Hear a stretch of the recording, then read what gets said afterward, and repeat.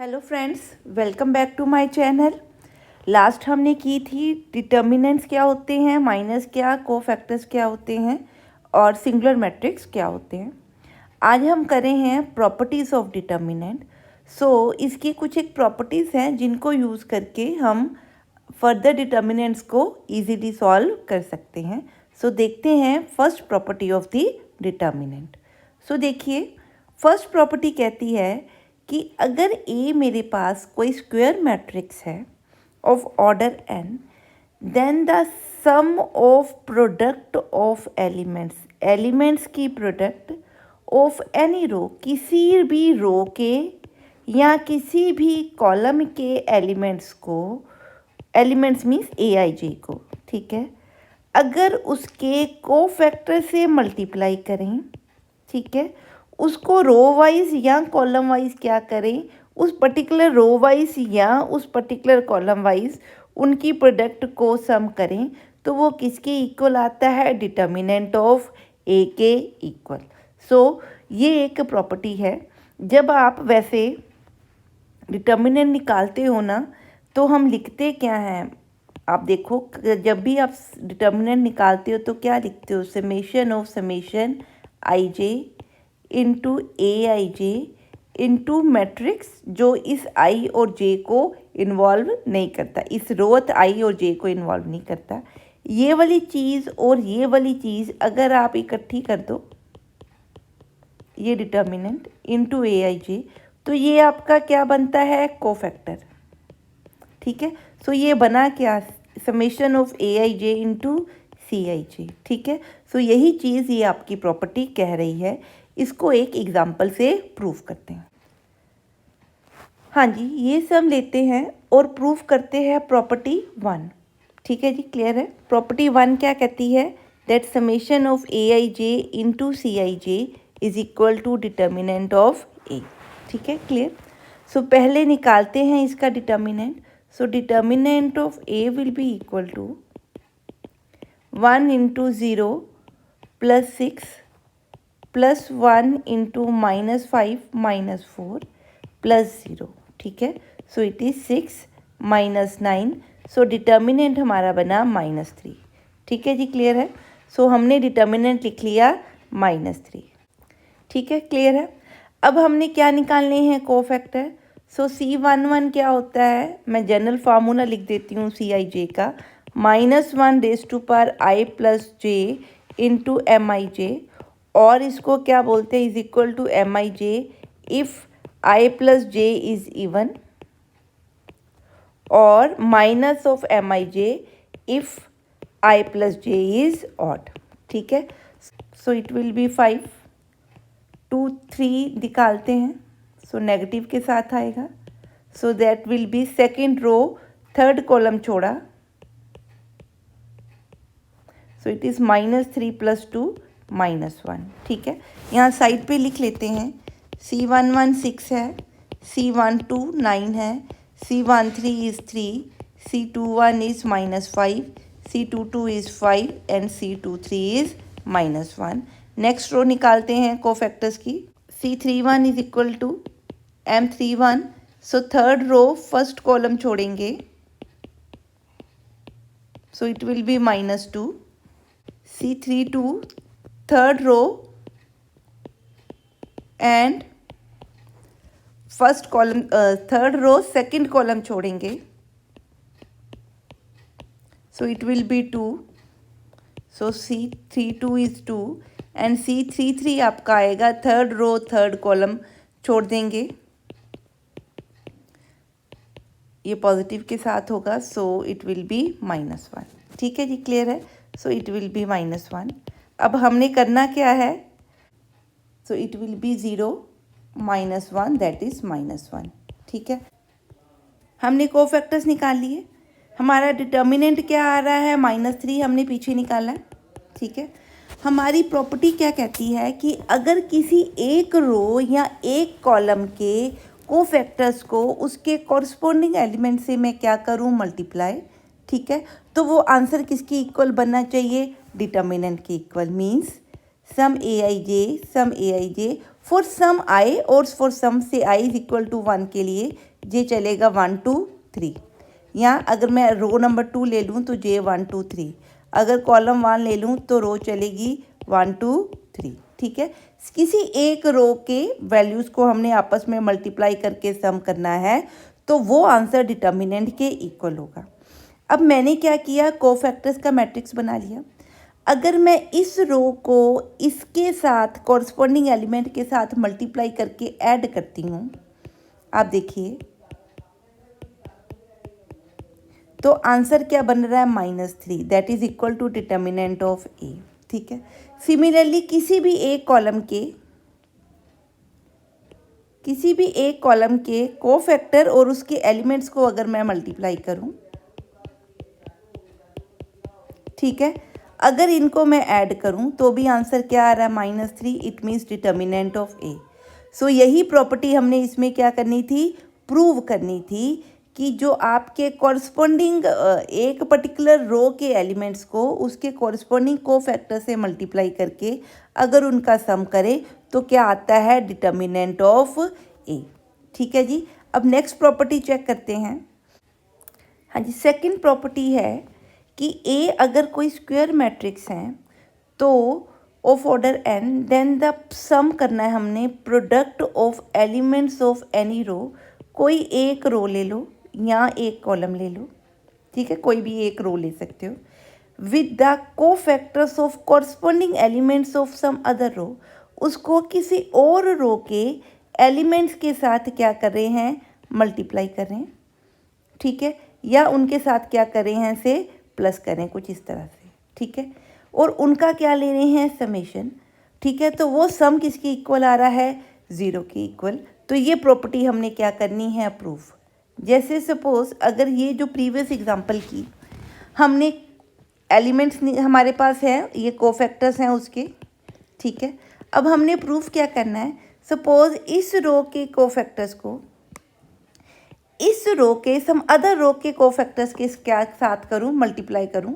ठीक है, इन दोनों को मल्टीप्लाई करूं कॉरस्पॉन्डिंग टर्म्स को। ठीक है, तो इनका आंसर देखो क्या आ रहा है, 0। अगर इस कॉलम को इस कॉलम के एलिमेंट्स के साथ क्या करूं, कॉरस्पॉन्डिंग एलिमेंट्स को मल्टीप्लाई करूं तो इनका भी आंसर क्या आ रहा है, चेक कीजिए, 0। सो ये सेकंड प्रॉपर्टी कहती है कि कोफैक्टर किसी और रो या और कॉलम के लेने हैं और उसी के कॉरस्पॉन्डिंग सम अदर रो या और कोई कॉलम, जैसे अगर रो नंबर 1 ली है तो मैं रो कोफैक्टर में से क्या ले सकती हूँ, 2 या 3। अगर मैंने कॉलम नंबर 2 लिया है तो मैं इधर से कॉलम क्या लूँगी, 1 या 3। सो कॉलम के कॉरस्पॉन्डिंग कॉलम, रो के कॉरस्पॉन्डिंग रोज, पर अदर रोज। ठीक है, ये कोफैक्टर में से कोई भी एक रो ले सकते हो। इनके एलिमेंट्स, कॉरस्पॉन्डिंग एलिमेंट्स मल्टीप्लाई करके अगर उनके एडिशन करो तो वो आंसर क्या आ रहा है, 0। सो इस एग्जाम्पल में ये प्रॉपर्टी क्या हो रही है, सेटिस्फाई हो रही है। ठीक है जी, क्लियर है। अब देखते हैं जी थर्ड जी, नेक्स्ट प्रॉपर्टी देखते हैं, प्रॉपर्टी नंबर 3। ये क्या कहता है, अगर ए हमारे पास कोई स्क्वायर मैट्रिक्स है तो अगर मैं उसका मैट्रिक्स का डिटर्मिनेंट निकाल लूँ या उसके ट्रांसपोज का डिटर्मिनेंट निकाल लूँ, सो डिटर्मिनेंट दोनों केसेस में क्या आना चाहिए, सेम आना चाहिए। ठीक है, सो ये प्रॉपर्टी क्या कहती है कि अगर कोई स्क्वायर मैट्रिक्स का आप डिटर्मिनेंट निकालते हो या उसके ट्रांसपोज का डिटर्मिनेंट निकालते हो तो बोथ आर सेम। हाँ जी, पिछली एग्जांपल से ही इसको करते हैं। अब इसका हमने डिटर्मिनेंट ऑलरेडी निकाला हुआ है। सो ए का डिटर्मिनेंट हमारा क्या आ रहा था, -3। ठीक है, सो अब मैं क्या निकाल लूँ, ए ट्रांसपोज क्या बनेगा, 1 - 1 0। ठीक है, रोज को क्या कर दिया, कॉलम्स बना दिया और कॉलम्स क्या थे, रोज बन गए। ठीक है, अगर मैं डिटर्मिनेंट निकाल लूँ ए ट्रांसपोज का, so it will B 1 × 0 + 6 + 1 × -5 - 0 + 2 × -2 - 0. So that is 6 - 5 - 4, that is equal to -3. Therefore, determinant of A is always equal to determinant of A transpose. ठीक है जी, क्लियर है। नेक्स्ट प्रॉपर्टी देखते हैं। नेक्स्ट प्रॉपर्टी है, if any two rows or columns of a square matrix of order n greater than 2, ठीक है, condition जो दी है वो ध्यान में रखनी है, are identical then its determinant is zero. Means कि अगर कोई भी दो रोज या कॉलम आपस में क्या हो जाते हैं, इक्वल हो जाते हैं, तो उनका जो डिटर्मिनेंट है वो ज़ीरो होगा। सपोज ए, वैसे हम इसको जनरल वेरिएबल्स लेके भी चल सकते हैं। सो मैंने कोई दो रोज आपस में इक्वल कर दी, या कोई दो कॉलम भी आप कर सकते हो। दो कॉलम आप खुद ट्राई करके देखना। इसका अगर मैं डिटर्मिनेंट निकालूं, यहाँ पे हम निकाल रहे हैं, पर जब एग्जाम्पल्स में आप देखोगे कि दो रोज सेम है या दो कॉलम सेम है, तब आपने डिटर्मिनेंट निकालना नहीं है, सीधा ही उसको क्या कर देना है, ज़ीरो, क्योंकि ये प्रॉपर्टी गिवन है। यहाँ पे हम सिर्फ वेरीफाई कर रहे हैं, इसलिए हम किसी का भी डिटर्मिनेंट निकाल के देख सकते हैं। आप चाहो तो यहाँ पे जनरल टर्म्स लेके भी आप डिटर्मिनेंट निकाल के देखोगे तो भी आंसर हमारा क्या बनेगा, ज़ीरो बनेगा। ठीक है जी, क्लियर है। सो एनी रोज और any two columns should be equal. तो यहाँ पे हम एग्जाम्पल के साथ कर रहे हैं। सो ए का डिटर्मिनेंट होगा 1 into 2 into 6 minus 5 into 3 minus 2 1 into 6 minus 4 into 3 plus 3 1 into 5 minus 2 into 4। So we can solve this. तो ये बनेगा आपका 5 माइनस 8, सो ये बना -3। यहाँ से -6 प्लस बन गया 12, यहाँ से बना -3 इंटू -3 9। तो आप सॉल्व कीजिए, आंसर क्या बन गया, ज़ीरो। सो अगर किसी भी मैट्रिक्स की दो रोज या कॉलम इक्वल हैं तो उनका डिटर्मिनेंट हमेशा क्या होगा, ज़ीरो।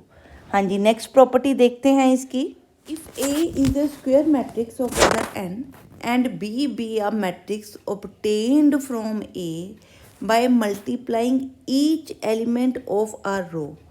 एक रो या एक कॉलम के एलिमेंट को अगर मैं K से मल्टीप्लाई कर दूं, सिर्फ एक रो की बात करें, एक रो के एलिमेंट या एक कॉलम के एलिमेंट को स्केलर से मल्टीप्लाई करूं और नया क्या बनाऊं, B। सो B का डिटर्मिनेंट किसके इक्वल होगा, K इंटू डिटर्मिनेंट ऑफ ए। एक सिंपल एग्जांपल लेके इसका प्रॉपर्टी को प्रूव कर रहे हैं। अदरवाइज आप इसकी जगह पे AIJ जनरल टर्म्स भी ले सकती हैं, तो वहाँ से ये जर्नलाइज्ड प्रूफ हो जाएगा। ठीक है, सपोज ए मेरे पास ये दिया है, तो डिटर्मिनेंट ऑफ ए होगा -1 plus 1 into 2 minus 0 plus 1 into 2 minus 0। ठीक है, सो यहाँ से आंसर आया -2 प्लस 2 प्लस 2। सो ये आपका डिटर्मिनेंट ऑफ ए कितना बन गया, 2। ठीक है, अब मैं B लेती हूँ, किसी एक रो या एक कॉलम को किसी K से मल्टीप्लाई कर देती हूँ। सपोज मैं K से इस रो कॉलम को K से मल्टीप्लाई कर देती हूँ। K कैन बी एनीथिंग, सो मैं यहाँ पे K को K ही ले लेती हूँ। सो जो मेरे पास B आया वो कॉलम डिटर्मिनेंट A की मैट्रिक्स ए की थर्ड रो को मल्टीप्लाई करके आया।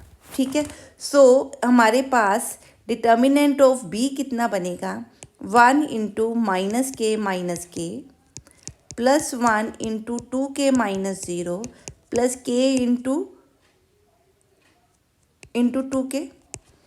ठीक है, क्लियर है, सॉरी एक मिनट, k इंटू 2k।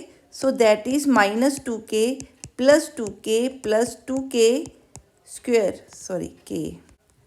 हाँ जी, डिटर्मिनेंट निकालते हैं इसका, तो ये आएगा 1 इंटू -k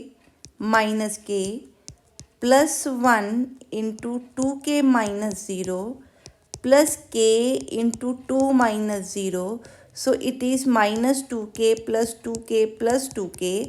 सो आंसर क्या बना, 2 इंटू के। सो 2k इंटू 2 किसका डिटर्मिनेंट है, a का, तो आंसर क्या है, k इंटू ए। देयरफॉर आपका डिटर्मिनेंट ऑफ बी किसके इक्वल है, k इंटू ए के इक्वल। ठीक है, इसी से हम क्या निकाल सकते हैं कि अगर मैं इसकी दो रोज़ को मल्टीप्लाई कर दूं, सपोज इसको मल्टीप्लाई कर दूं 2 से और इसको मल्टीप्लाई कर दूं 3 से, तो मेरा जो डिटर्मिनेंट ऑफ, और इसको क्या बना दूं b, तो मेरा डिटर्मिनेंट क्या होगा, 2 पहली कॉलम में से जो कॉमन है into 3 into determinant of A, ठीक है। सो जितनों के साथ मल्टीप्लाई कर रहे हो वो सारे स्केलर बाहर आ जाएंगे मल्टीप्लिकेशन में, इंटू डिटर्मिनेंट ऑफ क्या लिखेंगे, ए, ठीक है जी। नेक्स्ट प्रॉपर्टी देखते हैं। हाँ जी, suppose determinant of B is equal to K into determinant of A, where A और बी ऑर्डर कौन से हैं, एन क्रॉस एन के। इट मीन्स आप जब के ए ले रहे हो तो ये स्केलर प्रोडक्ट है। स्केलर प्रोडक्ट का मतलब के आप अंदर हर रो या हर कॉलम के साथ क्या कर रहे हो, मल्टीप्लाई कर रहे हो, ठीक है। इट मीन्स हर रो के साथ में मल्टीप्लाई कर रहे हो तो कितनी रोज होगी इस तरह की, के इंटू एन। सो इसका मतलब आपके मैट्रिक्स में से क्या बाहर निकलेगा, के raise to power N into क्या लिखेंगे, determinant of A. So that will be equal to, अगर इसका ऑर्डर एन है तो इसकी पावर कितनी आएगी, N, K raise to power N into determinant of A. हाँ जी, इसको एक बार एग्जाम्पल से भी आप करके देख सकते हैं। Let's do it with one example ताकि आपको ये बेहतर क्लियर हो। हाँ जी, प्रीवियस प्रॉपर्टी हमें क्या बता रही है कि अगर डिटर्मिनेंट में कहीं पे भी कुछ वैल्यूज़ आपकी क्या आ रही हैं, से कॉमन आ रही हैं, ठीक है जी, क्लियर है। यहाँ पे कुछ और लिख लेते, 8 लिख लेते हैं।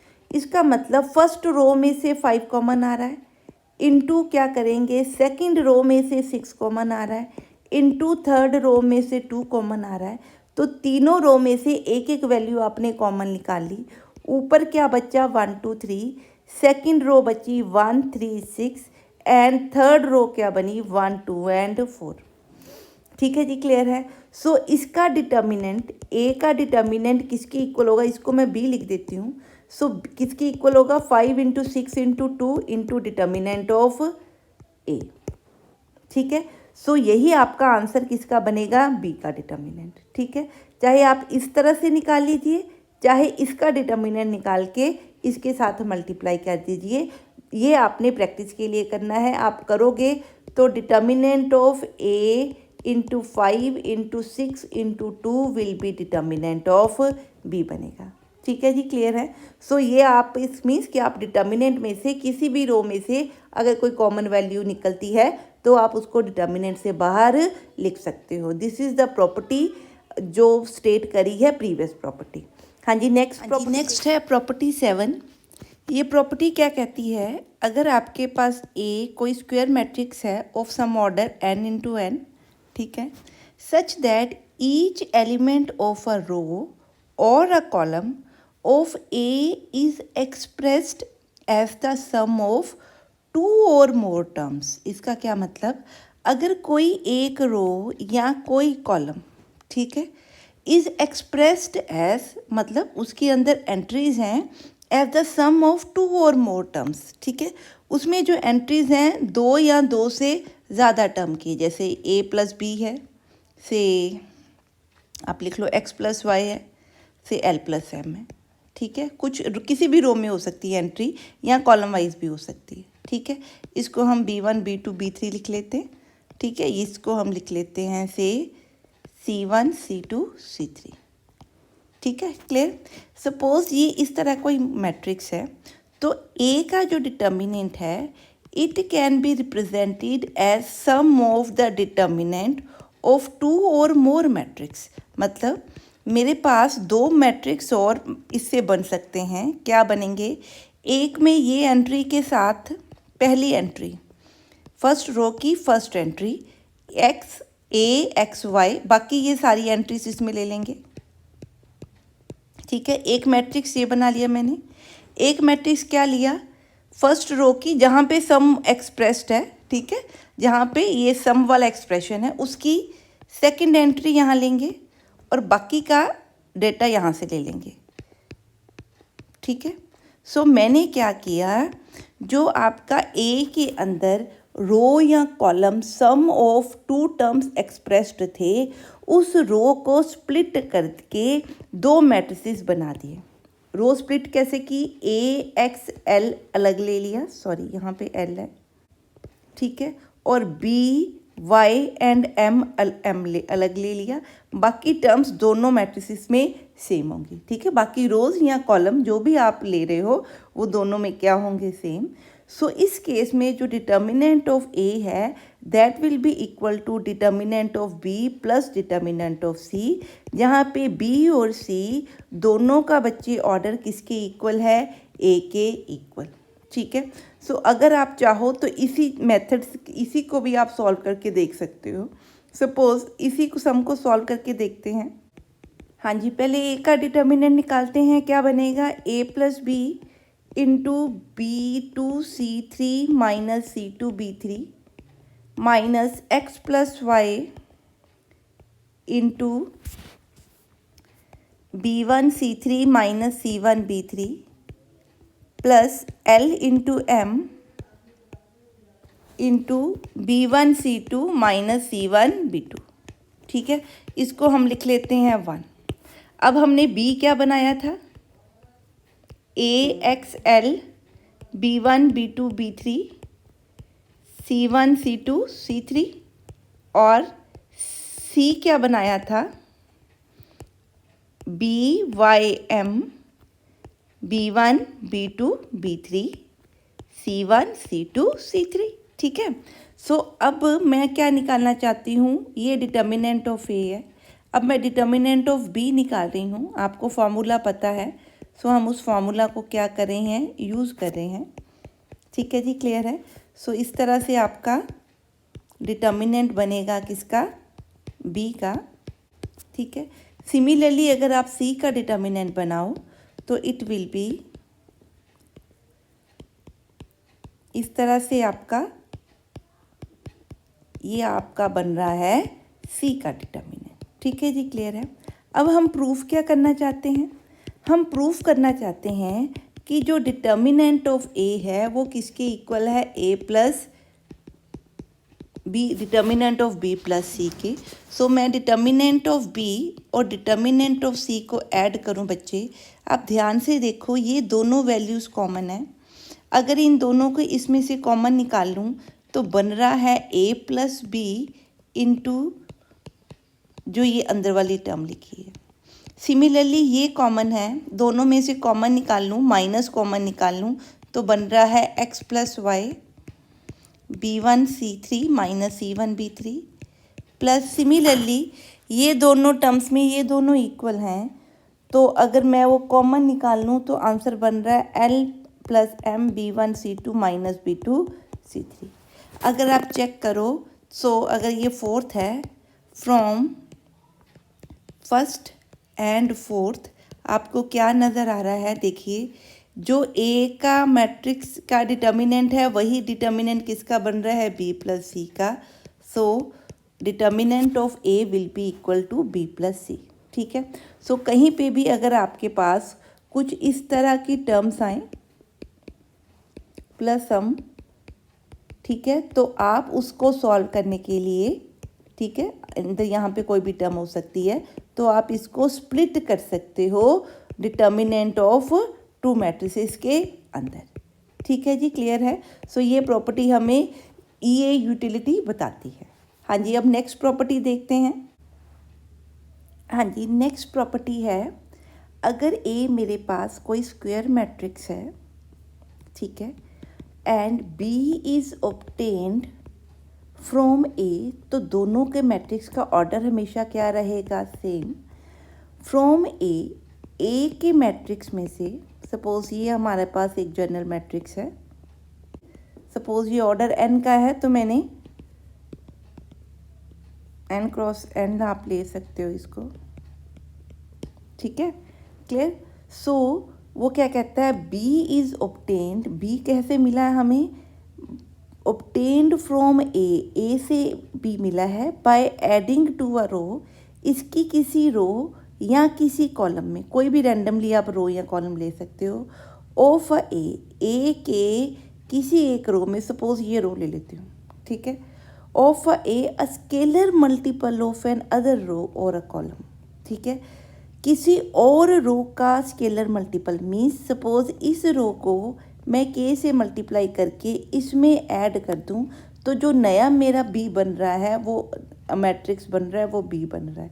जैसे सपोज़ मैंने रो नंबर 3 के अंदर क्या ऐड कर दिया, इस रो के एलिमेंट्स को के से मल्टीप्लाई करके। ठीक है, मेरी बात समझ में आ रही है? सो अगर मैं इस रो के एलिमेंट्स को के से मल्टीप्लाई करके ऐड भी इसमें कर देती हूँ तो भी जो डिटर्मिनेंट ऑफ ए है वो किसके इक्वल होगा, डिटर्मिनेंट ऑफ बी के। ठीक है, ये आपने ध्यान में रखना है, इससे डिटर्मिनेंट की वैल्यू में कहीं चेंज नहीं होता। इसको एग्जाम्पल से समझते हैं। पहले मैंने एक मैट्रिक्स ले लिया, मैं इसको 3/3 ले रही हूँ n/n लेने की, ताकि हमें थोड़ा प्रॉब्लम ना हो। अब मैं एक बी ले रही हूँ और क्या कर रही हूँ, बी के कॉलम नंबर 3 में ए के कॉलम नंबर 2 को, कॉलम नंबर 3 को चेंज करके नया कॉलम बना रही हूँ। क्या कर रही हूँ, ए के कॉलम नंबर 3 को में ए का कॉलम नंबर 1 के साथ मल्टीप्लाई करके ऐड करके एक नया कॉलम बना रही हूँ, और ये कॉलम किसका बन रहा है, बी का। ठीक है, बी का थर्ड कॉलम। ठीक है, बाकी वैल्यूज़ जो हैं इसमें ए जैसी हैं। ठीक है, बाकी कोई चेंज नहीं है। ठीक, तो यही वो कह रहा है कि अगर आप ए को चेंज करके किसी एक रो में दूसरी रो का स्केलर मल्टीपल, या किसी एक कॉलम में दूसरी रो कॉलम का स्केलर मल्टीपल अगर ऐड कर भी देते हो तो भी आपकी जो डिटर्मिनेंट की वैल्यूज़ है उसमें कोई फ़र्क नहीं पड़ेगा। It is A32। हाँ जी, बात समझ में आई? ये वो कहना चाहता है। इसका मतलब बी हमने कैसे ऑब्टेन किया, ए की फर्स्ट कॉलम को के से मल्टीप्लाई किया और थर्ड कॉलम में ऐड करके एक नया मैट्रिक्स जनरेट किया, दैट इज़ बी। और हम प्रूफ क्या करना चाहते हैं, determinant of A is equal to determinant of B. ठीक है, अभी हमने एक प्रॉपर्टी पढ़ी कि अगर किसी मैट्रिक्स के अंदर कोई रो या कॉलम में को सम ऑफ 2 एक्सप्रेशन दिया हुआ है तो मैं बी का डिटर्मिनेंट क्या लिख सकती हूँ, सी प्लस डी, वेयर सी कौन सा मैट्रिक्स है, इसकी फर्स्ट एंट्री ले लो जो एक्सप्रेशन सम में है। अभी रिसेंटली हमने इससे पहले वाली प्रॉपर्टी यही की थी कि या रो को या कॉलम को, और डी में क्या ले लूँ, इसकी सेकंड एंट्री, मतलब k इंटू A1 2 1, ऊपर लिखते हैं प्लीज़, यहाँ जगह कम है, यहाँ लिखते हैं। सो बी को मैं कैसे लिख सकती हूँ, determinant of B can be represented at C plus D, where C हमने नीचे लिख दिया है, डी को ऊपर लिखते हैं। इस एंट्री को स्प्लिट करें हैं इन एंट्रीज को, ठीक है ना। सो डी क्या बनेगा आपका, A11 A12 A21 A31 A22 A32 K into A1 K into A2 K into A31। ठीक है, ये आपका C बन गया। इसका मतलब determinant of B is equal to determinant of C plus determinant of D। अब D में से यहाँ पे इस कॉलम में K कॉमन है, तो आपको पता है जब मैं डिटर्मिनेंट ऑफ K लिखूँगी तो उसको क्या लिख सकती हूँ, ये आपका डिटर्मिनेंट ऑफ D है। C को मैं दोबारा नहीं लिख रही क्योंकि C जो है उसमें कुछ भी सॉल्व आगे नहीं हो सकता, सिर्फ उसको कैलकुलेट ही कर सकते हैं। ठीक है, ये आपका बन गया। तो ये क्या है, डिटर्मिनेंट ऑफ C प्लस ये D है। अब D में K था ना यहाँ पे, तो हमें पता है कि एक कॉलम या एक रो में K हो तो वो बाहर लिख सकते हैं। ठीक है, वो क्या आ गया, डिटर्मिनेंट आपका इसके इक्वल। ठीक है, K हमने क्या निकाल लिया बाहर। अब आप एक बार ध्यान से देखो कि ये जो नया मैट्रिक्स बना, इसके ये वाले दोनों कॉलम क्या हैं, सेम। और हमें पता है कि किसी भी मैट्रिक्स में 2 रोज़ या 2 कॉलम सेम हो तो उस मैट्रिक्स का डिटर्मिनेंट क्या होता है, 0। सो इसका डिटर्मिनेंट क्या हुआ, 0। इसका मतलब आपका B का डिटर्मिनेंट किसके इक्वल आ गया, C के इक्वल। अब C देखिए क्या है, ठीक है, C आपका क्या बन गया, डिटर्मिनेंट ऑफ हाँ जी, इट मीन्स आपके बी का आंसर किसके इक्वल आ गया, डिटर्मिनेंट ऑफ सी के इक्वल। डी का डिटर्मिनेंट तो ज़ीरो हो गया, ठीक है। So determinant of B is equal to determinant of C, जो किसके इक्वल है, इसके इक्वल। और ये क्या है हमारे पास, ये किसके इक्वल था, ए के इक्वल। यही चीज़ है ए, हाँ जी यही चीज़ है ए, ठीक है। तो आपका ये क्या बना, डिटर्मिनेंट ऑफ ए। हेंस अगर आप किसी रो को, एक रो को यूज़ करके दूसरी रो में चेंजेस करते हो, या एक कॉलम को यूज़ करके उसकी स्केलर मल्टीप्लिकेशन दूसरी कॉलम में ऐड या माइनस करते हो, तो उससे डिटर्मिनेंट पे कोई इफ़ेक्ट नहीं पड़ेगा, डिटर्मिनेंट विल रिमेन सेम। ठीक है जी, क्लियर है। हाँ जी, नेक्स्ट प्रॉपर्टी है, अगर ए हमारे पास कोई स्क्वायर मैट्रिक्स है ऑफ ऑर्डर एन और उसका डिटर्मिनेंट वो कहता है ज़ीरो बनेगा अगर इसकी कोई, इफ़ एनी रो और column of A is zero, it means इसकी कोई एक पूरी रो यहाँ ज़ीरो हो जाए या कोई एक कॉलम क्या हो जाए, ज़ीरो हो जाए। ठीक है, ये तो आपको देख के भी पता लग सकता है। सपोज़ मैं कोई भी मैट्रिक्स ले लेती हूँ से, तो इसका मैं कॉलम ज़ीरो कर रही हूँ, आप कोई भी रो ज़ीरो कर सकते हैं। ठीक है, सो जहाँ ज़्यादा ज़ीरोज़ हैं उस कॉलम वाइज मैं क्या कर रही हूँ, एक्सपेंशन कर रही हूँ। ठीक है, सो अगर मैं इस कॉलम नंबर 3 के थ्रू एक्सपेंशन करूँ तो बनेगा 0 into determinant of 2 1 2 2 3 1 3 1 2 minus 0 into determinant of A11 A12 A31 A32 plus 0 into determinant of A11 A21 A12 A22। इसका मतलब आप डिटर्मिनेंट को ज़ीरो से मल्टीप्लाई कर रहे हो तो सारे आंसर क्या बन जाएंगे, ज़ीरो।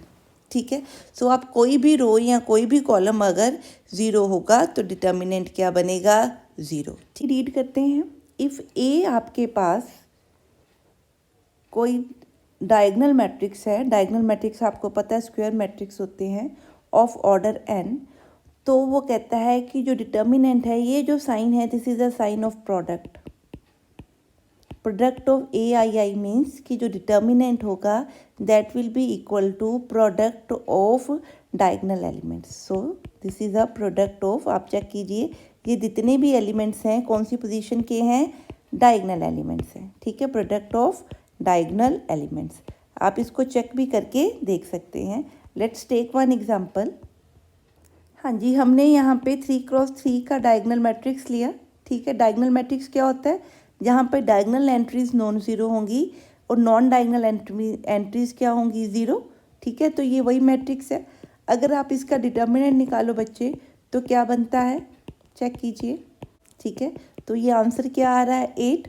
8 एक्चुअली कहाँ से आया, आप कैलकुलेट करके देखिए, 1 इंटू 2 इंटू 4। ठीक है, इन डायगनल एलिमेंट्स को अगर मैं मल्टीप्लाई कर रही हूँ तो मेरा क्या बन रहा है, डिटर्मिनेंट ऑफ ए। ठीक है, आप इसके लिए इसकी जगह पे जनरल कोई भी टर्म लेके देख सकते हैं, यहाँ पे A11 A22 इस तरह भी ले सकते हैं। हाँ जी, नेक्स्ट बच्चे प्रॉपर्टी देखते हैं। हाँ जी, नेक्स्ट प्रॉपर्टी है कि अगर मेरे पास ए और बी दो स्क्वायर मैट्रिसेस हैं ऑफ सेम ऑर्डर, तो मैं मान लेती हूँ ए का ऑर्डर क्या है n/n और बी का ऑर्डर p क्या है n/n। सो अगर उनकी प्रोडक्ट का डिटर्मिनेंट निकालें तो वो क्या होगा, determinant of product of A and B will be equal to product of determinants of A and B. ठीक है, ए एंड बी। ठीक है, सो हम इसको प्रूफ करते हैं 2x2 का मैट्रिक्स लेके, ताकि थोड़ा टाइम हमारा सेव हो जाए, बड़े मैट्रिक्स में टाइम ज़्यादा लगता है।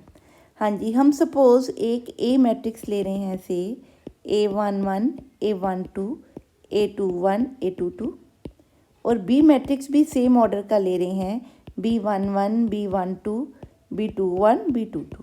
ठीक है, सो अगर मैं इनकी प्रोडक्ट करके A इंटू बी निकालूं तो आपका मैट्रिक्स क्या बन रहा है, A11 B11 plus A12 B21 A12 B21 इसी तरह यहाँ बनेगा A11 B11 B12 plus A12 B22, ठीक है। A21 B11 plus A22 B21 A21 B12 plus A22 B22, ठीक है जी, क्लियर है। सो अगर आप इसका डिटर्मिनेंट निकालो तो क्या बनेगा, A1 B11 plus A12 B21 into product of this minus A21 B11 plus A22 B21 into A11 B12 plus, ठीक है। सो ये आप इसको सॉल्व कर सकते हो, ये 4 टर्म्स की मल्टीप्लिकेशन बन जाएगी। अब अगर मैंने इसको प्रूफ करना है किसके equal, determinant of A and determinant of B के, सो डिटर्मिनेंट ऑफ ए क्या बनेगा, दिस माइनस दिस, ठीक है। और डिटर्मिनेंट ऑफ बी क्या बना, B11 into B22 minus B21 into B12. So determinant of A into determinant of B will be equal to into this, ठीक है, क्लियर। अगर आप इसको सॉल्व करें, ठीक है, तो यहाँ से आपका आंसर बनेगा A11 A22 B11 B22 minus A11 A22 B21 B12 minus A21 A12 B11 B22 plus A21 A12 B21 B12, ठीक है, सॉरी B12, ठीक। सो ये आपका क्या है, मल्टीप्लिकेशन का आंसर, इसको मान लिख लेते हैं।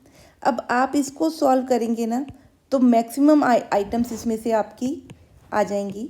सो A11 B11 A21 B12 plus A11 A22 B11 B22, ठीक है, plus A12 A21 B12 B21 plus A12 B21 A22 B22 minus, अब देखिए कुछ टर्म्स इसमें से आपकी क्या हो जाएंगी, कैंसिल हो जाएंगी, minus plus A11 A22 B21 B12। अब देखिए माइनस एक और टर्म आएगी दिस इंटू दिस की। अब ध्यान से देखो तो कुछ टर्म इनमें से क्या हो रही हैं, देखिए जैसे ये टर्म आपकी क्या हो रही है, कैंसिल हो रही है, ठीक है। और चेक कीजिए कौन सी टर्म कैंसिल हो रही है आपकी, ठीक है। इसी तरह एक और टर्म आपकी क्या हो जाएगी, कैंसिल हो जाएगी, ठीक है। सो 4 टर्म्स यहाँ रह जाएंगी, 4 टर्म उधर से, और आप अगर इनको क्रॉस चेक कीजिए तो इनकी वैल्यूज़ आपस में क्या आ रही हैं, ये देखिए ये दोनों टर्म्स मैच कर रही हैं, ठीक है। इसी तरह A11 A22 वाली टर्म्स आपकी क्या कर रही हैं, ये वाली टर्म्स भी मैच करेंगी, एंड सो ऑन। तो इससे आप क्या प्रूफ कर सकते हैं, that determinant of A into B is equal to determinant of A into determinant of B. हाँ जी, जो हमने लास्ट प्रॉपर्टी की उसको एक सिंपल एग्जांपल से सॉल्व करते हैं। अब इसमें हमारे पास डिटर्मिनेंट ऑफ A आएगा -1 -6 that is equal to -7, and determinant of B will be 4 + 6 that is equal to 10। Therefore determinant of A into determinant of B will be equal to -70, ठीक है जी, क्लियर है। इसको मान लिख लेते हैं। अब मैं प्रोडक्ट करती हूँ A इंटू बी का। सो अगर A इंटू बी को प्रोडक्ट करूँ तो मेरा आंसर बन रहा है -1 -6 2 -8 इंटू -3 + 3 6 +4, ठीक है। तो यहाँ से आंसर आएगा -7 -6 0 एंड 24, ठीक है जी, क्लियर है। सो इसको सॉल्व करते हैं, 24 नहीं 10, ठीक है। सो डिटर्मिनेंट निकालेंगे तो क्या सिंबल देंगे, ये सिंबल देंगे, ठीक है। अब इसका डिटर्मिनेंट निकालो तो आंसर क्या आ रहा है, -70, that implies it is equal to determinant of A into determinant of B, ठीक है जी, क्लियर है। नेक्स्ट प्रॉपर्टी देखते हैं। हाँ जी, ये लास्ट प्रॉपर्टी है कि ए अगर मेरे पास कोई स्क्वायर मैट्रिक्स है ऑफ ऑर्डर n, ठीक है, और सी आई जे हमने क्या निकालने हैं, उस मैट्रिक्स के एलिमेंट्स के कोफैक्टर्स, ठीक है। सो इफ़ उस कोफैक्टर्स का अगर मैं कोई मैट्रिक्स सी बनाती हूँ, सो उस कोफैक्टर्स के मैट्रिक्स सी का जो डिटर्मिनेंट है वो किसके इक्वल होगा, determinant of A raise to power n-1 where n is the order of a matrix, ठीक है। ये उसने दिया है। जैसे सपोज अगर मैं मैट्रिक्स ए का डिटर्मिनेंट क्या है, सपोज मेरे पास कुछ इस तरह से आपका डिटर्मिनेंट है, तो इसका डिटर्मिनेंट क्या है, से यहाँ पे 6 है, सो इट इज़ 12 - 24, ठीक है। सो अगर मैं इसके कोफैक्टर्स का डिटर्मिनेंट निकालूं तो वो किसके इक्वल होना चाहिए, -12 रेज टू पावर n-1, यहाँ पे ऑर्डर कितना है 2, तो 2 - 1 इज़ -12, ठीक है। तो इसका ऑर्डर कितना होना चाहिए, -12, ठीक है। कोफैक्टर्स का भी आंसर क्या आना चाहिए, -12, ठीक है। सो ये आपकी प्रॉपर्टी कहती है। इसको प्रूव करते हैं। हाँ जी, सपोज मैं एक 3x3 मैट का एक मैट्रिक्स ले रही हूँ, ठीक है। तो इसमें आपके 9 एलिमेंट्स हो गए। अब इसका मैं एक क्या ले रही हूँ, कोफैक्टर्स, ठीक है। उनके कोफैक्टर्स का भी क्या ले रही हूँ, मैट्रिक्स, ठीक है। तो ये बना C12 1 2 1 3 2 1 2 2 2 3 3 1 3 2 एंड 3 3, ठीक है। क्लियर है। सो हमने क्या प्रूफ करना है, determinant of C is equal to A raise to power determinant of A raise to power n-1। तो यहाँ पे n कितना है, 3। सो मेरा आंसर क्या आना चाहिए, डिटर्मिनेंट ऑफ ए स्क्वायर, जो है determinant square of determinant of A is equal to determinant of C, ठीक है। ये प्रूफ करना है। सो लेट हम क्या लेके चलते हैं, ए इंटू ए ट्रांसपोज ले लेते हैं। सी हमारे पास क्या है, ये टर्म है, ठीक है। सो ए ट्रांसपोज में क्या होगी, रोज चेंज हो जाएंगी टू कॉलम्स, ठीक। तो हमने क्या कर दिया, रोज को कॉलम में चेंज कर दिया। हाँ जी, तो ये हमारा क्या बन रहा है बच्चे, ए ट्रांसपोज, ठीक है। ये सी है, ये ए ट्रांसपोज, ठीक है जी। क्लियर है। अब इनको हम मल्टीप्लाई करें तो हमारे पास आंसर क्या बन रहा है, A11 C11 plus C12 A12 plus C13 A13। Similarly यहाँ क्या बन रहा है, C11 A21 plus C12 A23 plus C13 A23। Similarly C11 A31 plus C12 A32 plus C13 A33, ठीक है। सिमिलरली यहाँ पे भी आपका जो भी इसकी प्रोडक्ट होगी वो बन रही, ये हमारा क्या बन गया, प्रोडक्ट बन गई। अब आप ध्यान से देखो कि ये जो आपका इसके अंदर A11 A12 A13, इनको हमने क्या किया है, C11 C12 और C13 के साथ मल्टीप्लाई किया, और हमने प्रॉपर्टी की हुई है अगर आप कोफैक्टर्स को कॉरस्पॉन्डिंग एलिमेंट्स के साथ मल्टीप्लाई करके उनका सम करो तो वो क्या बनता है, डिटर्मिनेंट ऑफ ए, ठीक है। ये हमने प्रॉपर्टी की है। सो कॉरस्पॉन्डिंग एलिमेंट्स, ये देखिए यहाँ कॉरस्पॉन्डिंग एलिमेंट्स हैं, यहाँ कॉरस्पॉन्डिंग है, यहाँ कॉरस्पॉन्डिंग है, ठीक है। इसका मतलब ये वाला एलिमेंट और ये वाला एलिमेंट किसके इक्वल है, डिटर्मिनेंट ऑफ ए के इक्वल, ठीक है। सो इट मीन्स जो डायगनल है वहाँ पे क्या बन रहा है, डिटर्मिनेंट ऑफ ए, ठीक है। अब दूसरा, ए को हमने प्रॉपर्टी क्या की, अब यहाँ देखो ये हम लिख रहे हैं C11 C12 ये वाला C13 ये वाली कॉलम रो ले रहे हैं, इनटू क्या कर रहे हैं, A21 A22 A23। सो इसके साथ मल्टीप्लाई करें किससे, A21 A22 A23। इसका मतलब किसी एक रो ए की किसी एक रो को कोफैक्टर की किसी दूसरी रो से क्या कर रहे हैं, मल्टीप्लाई। तो जब आप दो अलग अलग रोज के एक एक अलग रो लो और कोफैक्टर की अलग रो लो और उनको मल्टीप्लाई करके सम करो तो वो प्रॉपर्टी हमने कहा है किसके इक्वल होती है, ज़ीरो के इक्वल। तो ये इन सब में क्या है, वही प्रॉपर्टी अप्लाई हो रही है। रो कहीं और की है कोफैक्टर की, और ए की जो रो है वो अलग है, ठीक है। तो इसका मतलब ये सारे क्या हो रहे हैं, ज़ीरो हो रहे हैं। तो ये क्या बन गया आपका डायगोनल मैट्रिक्स। अब हमें पता है कि अगर ये C इंटू ए ट्रांसपोज क्या है, डायगोनल मैट्रिक्स है, दैट इज डायगोनल भी क्या, इसको स्केलर मैट्रिक्स बोल सकते हैं, क्योंकि हर एलिमेंट क्या है, डिटर्मिनेंट ऑफ ए। सो ये आपका डायगोनल या स्केलर मैट्रिक्स आप इसको बोल सकते हो, ठीक है। Therefore determinant of C into A transpose किसकी इक्वल होगा, प्रोडक्ट ऑफ डायगोनल मैट्रिक्स, ठीक है, सॉरी यहाँ प्रोडक्ट है, that is equal to A cube, ठीक है। सो अब यहाँ पे क्या है, प्रोडक्ट ऑफ, ये हमने प्रॉपर्टी पढ़ी है कुछ इस तरह से, it means product of C into product of this, ठीक है जी। अब हमें पता है कि जो डिटर्मिनेंट ए ट्रांसपोज का होता है वही डिटर्मिनेंट किसका होता है, ए का। So determinant of C into determinant of A is equal to determinant of A cube. So determinant of A किसके ऊपर बन गया, C क्या बन गया, डिटर्मिनेंट ऑफ ए स्क्वायर। और यही हमने क्या करना था, प्रूफ, ठीक है। इसी तरह आप जनरल के लिए भी इसको प्रूव कर सकते हो, ठीक है। सो this is for this video only, that's it for this video only. इसमें हमने प्रॉपर्टीज़ की हैं डिटर्मिनेंट्स की। सो आगे हम कुछ प्रैक्टिस क्वेश्चन करेंगे अलग अलग टाइप के, जिसमें हम डिटर्मिनेंट्स को और कुछ ही, हाँ जी, नेक्स्ट लेके आएंगे the practice question related to these properties. Till then study hard, stay healthy, have a nice day.